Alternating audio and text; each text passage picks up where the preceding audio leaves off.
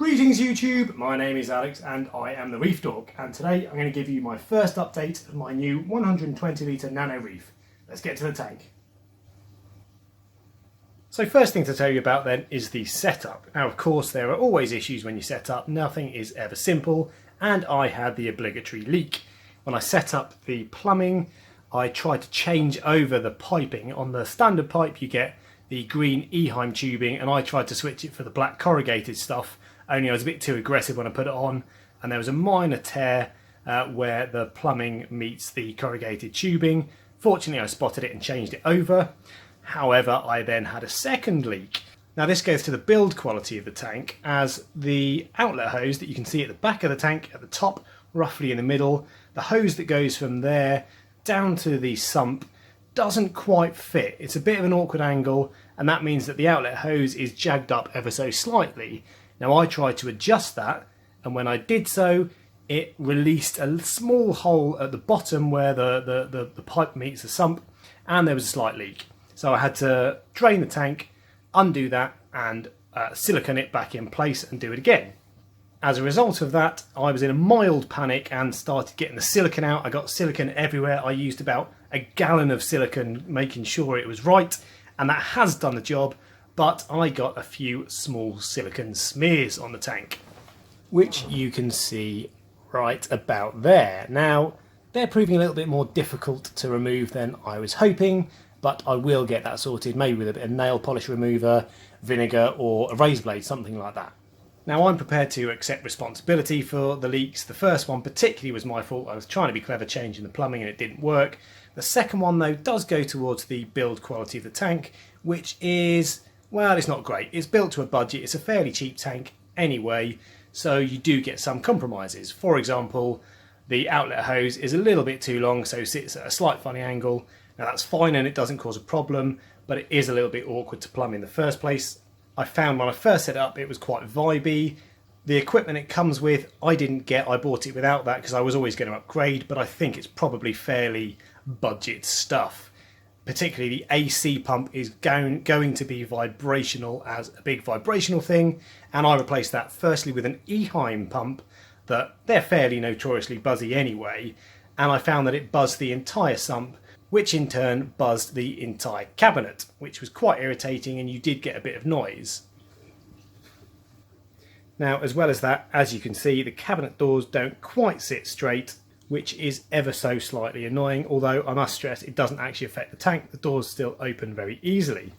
However, overall, I'm pretty happy with it. It looks really good, really clean setup. The glass is very transparent and you can see your corals and fish very easily. It comes with a black background as standard, which I know sounds like a silly thing to mention, but not all tanks do. And the doors push open a la the Red Sea Reefer.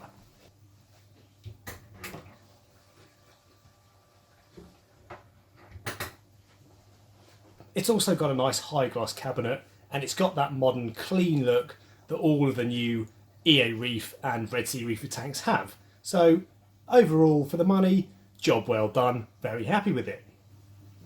Now, of course, I have changed pretty much all of the equipment, and the first thing that went was the lights.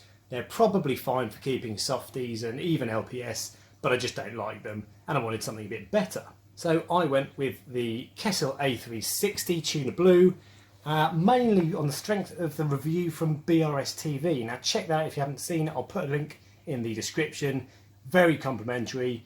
And it talks particularly about the shimmer, which I have to say looks incredible on this. You can see it in the background on the wall, looks really cool, and the effect on the tank is brilliant. I'll also put my settings in the description from the spectral controller if you're interested in that. Now when it comes to flow, I have gone for a Jabao or Jekod SW4. Ideally I'd have two, but one is okay, bearing in mind I'm only going to be really keeping softies and LPS, maybe one or two SPS if I'm feeling naughty. This certainly gets enough water movement, and you can see the water moving at the top of the tank there. Although I've just put some putty in, so that's why I've turned the power head right to point at the very surface. This is the Jabao on 50% on else setting, which is their random setting, and I find it a little bit weird that they call it else, but there you go. Now I'm going to do a separate video to show you what's going on in the engine room, in the sump, and like I said, I've changed pretty much everything. So I'll cover all that off in a later video. I'll also show you a couple of tweaks I've done to the sump that have made it a little bit better and have improved vibrations. But next up we have got the fun part, Livestock. Now I used ATM Colony, which is the first time I've tried it, and I have to say it was brilliant. Very easy to use, simple instructions, whack it in, put your fish in, bingo. Now I've done all my test results, I didn't have any ammonia or any nitrite at all, which was great, and I had 1 part per million nitrate quite early on, and that's now dropped to 0. Haven't tested my phosphates as yet, but I think everything's pretty low. I will get around to testing that at some point. Now I did get a bit of an outbreak of diatoms, but that burned off really quickly, in a matter of days frankly, and I had a conch in there who you might be able to see in a second, and he's gone through the lot. That might suggest it's not diatoms, I didn't know conches ate diatoms, but whatever it was nasty brown algae stuff, and it's gone thanks to the conch. Now because I used Colony, that meant I could put stuff in quickly. So I cycled the tank, put the fish in straight away of course, and I started adding corals. I have gone a little bit crazy with corals. I must admit I've gone too quickly, but I'll show you around what I've put in anyway. Now first up we have the fish of course. I'll put a link in the description to the introduction that I made for the fish so you can see them a bit better, but I've just got for now a Midas blenny and a koi wrasse. I love wrasses, and this guy doesn't bury himself in the sand because he's a fairy wrasse, so that's great, makes it a bit easier, and the blenny adds loads of character. And as I said, I have been a bit naughty and I've put quite a few corals in already. Bad Alex must not do it again. What I'm going for in this tank, I'm not going for SPS. I've got probably have a couple of pieces of encrusting Monty, but that's it. Don't want to go SPS because it's quite a small tank, only 100 litres. So I have your purple tipped hammer coral on the left and a lovely gold tipped Frogspawn on the right. The intention with these is to have a bit of a Euphilia garden, a couple of other of these corals, no torches of course because they're too nasty, but these will grow out over that Zoa rock and they'll look really cool in probably 6 months, or well, realistically a year or more's time. I have gone a bit over the top in terms of Zoas as well. I've probably got about 7 or 8 frags of the stuff so far. I've gone for stuff like this Speckled Rainbow, which is lovely, really nice and bright and colourful, and a couple of other things like that. You can see in the background, I'll try and zoom in.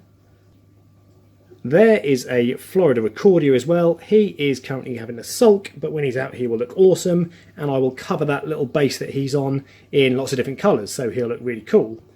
Just below him to the right is that conch who's doing a wonderful job on the diatoms. Cheers mate, keep up the good work. And I've also gone for an Acan down here. This is a lovely green and blue one. Again, I'm going to try to get 4 different frags of Acan, put them on that rock and let them grow out, and they'll look really cool. And finally, here are the remaining Zoas that I've not told you about so far. They are things with crazy names like God of War, Radioactive Dragon Eye, Super Saiyan, all that rubbish. I'll be having plenty more of those. I want them to grow out nicely and again cover rocks. So there you have it, that's my first update. I think it's coming along okay. Probably need to put the brakes on a tiny bit because I know I am crazy racing ahead, but I'm happy with it so far.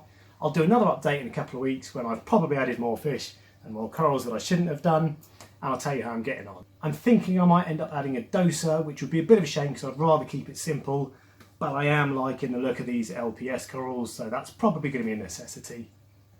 But for now, that's it. If you enjoyed the video, give me a thumbs up and hit that subscribe button. And you can also check out the other videos I've done on my channel as well. Until next time, I have been the Reef Dork. Thank you, good night.